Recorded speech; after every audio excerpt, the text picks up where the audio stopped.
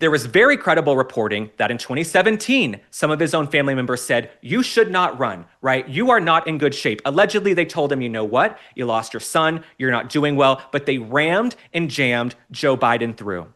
There were also journalists in the White House press pool, which we found out later in New York Magazine. There were journalists in the White House press pool who could not understand or make out what Joe Biden was saying in private settings.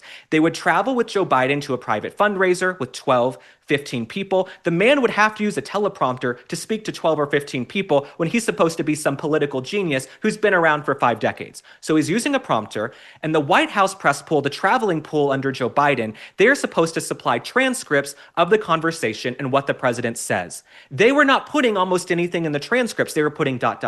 We couldn't understand him. We couldn't hear him.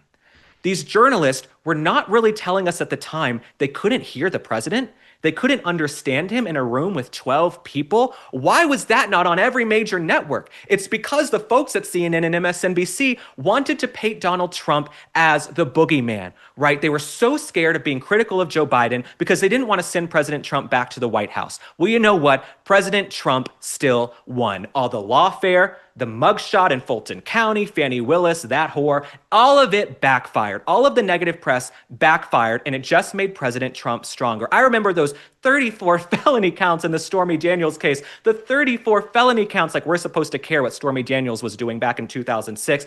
All of that made President Trump shoot up in the polls because Americans saw that the Democrat Party was absolutely corrupt. They saw the mainstream media was corrupt. They saw that the Biden administration and these elite Democrats were weaponizing the Justice Department to try to take out their political opponent when nobody should be above the law. So all of you Democrats, you're disgusting for being quoted in this book and keeping your mouths shut.